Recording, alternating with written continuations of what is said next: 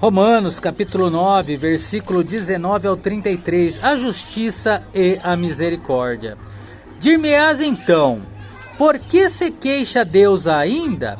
Paulo conhece o argumento dos judeus. Por que então Deus considera o homem como estando em erro? Porquanto quem resiste à sua vontade? Um incontável número de pessoas resistiram à sua vontade, mas nunca com êxito. Mas, ó homem, quem és tu que a Deus replicas? O homem questiona a Deus. Dirá porventura o vaso de barro ao que o formou, por que me fizestes assim? O homem quer culpar Deus pelos seus apuros.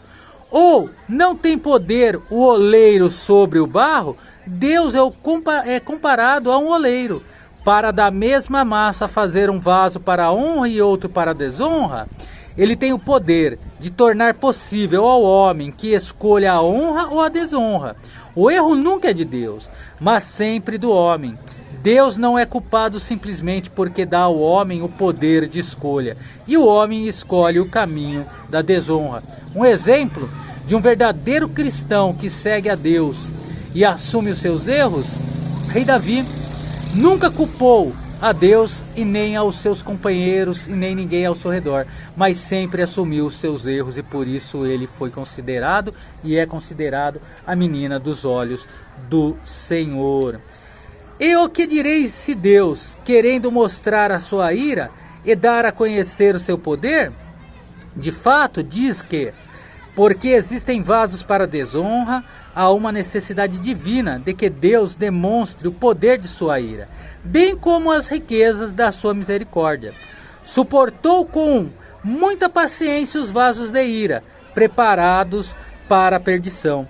Aqueles que escolhem a desonra serão finalmente destruídos, mas Deus, em sua paciência, os suportará por muito tempo, embora ele saiba de antemão o destino deles, para que também desse a conhecer as riquezas de sua glória, nos vasos de misericórdia. Fala dos judeus ou gentios que aceitam as riquezas de sua glória para a salvação, que para a glória ele já dantes preparou.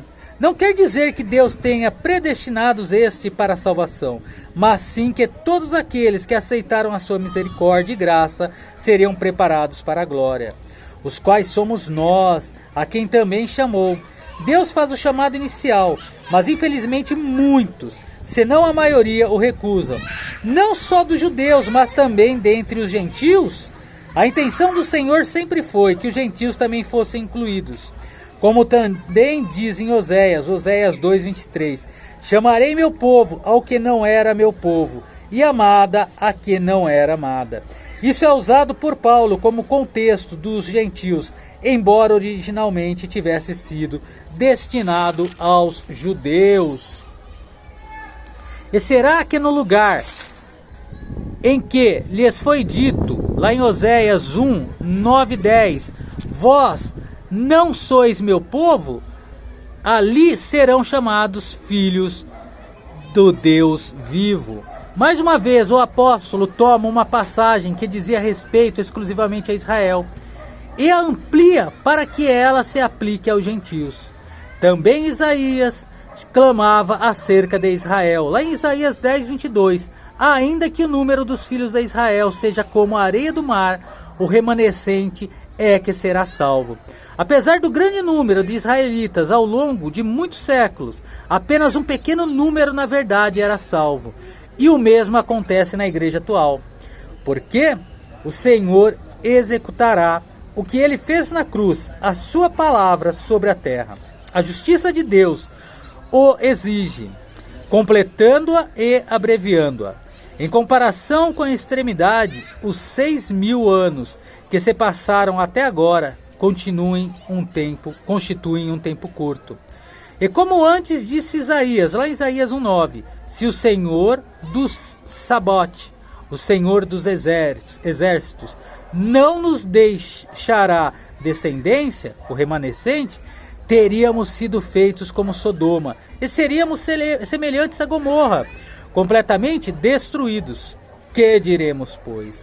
Paulo quer dizer algo bom sobre a condição espiritual dos judeus, mas descobre que não há nada de bom para ser dito.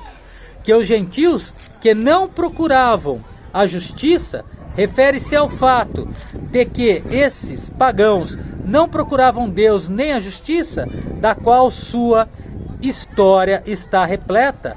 Eles eram idólatras. Alcançaram a justiça? Então, que os gentios que não procuraram a justiça alcançaram a justiça? Por quê? Porque aceitaram a Cristo. Sim, mas a justiça que é pela fé, a fé em Cristo e no que ele fez na cruz, que Israel rejeitou. Mas Israel, que buscava a lei da justiça, fala de Israel seguindo o caminho errado, pelas obras, não chegou à lei da justiça.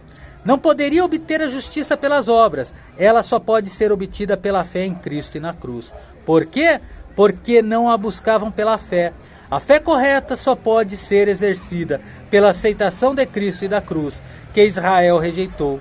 Mas como? Que pelas obras da lei, pelo seu desempenho, que nunca pode estar à altura, tropeçaram na pedra de tropeço. Fala da necessidade de fé no Senhor Jesus Cristo, aquele que todos os sacrifícios simbolizavam.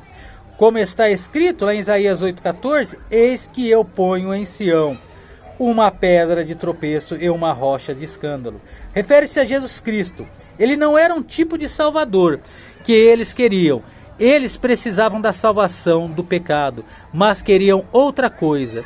E todo aquele que crer nela não será confundido. A salvação está disponível a todos, não a uns judeus seletos predestinados, como muitos ensinam.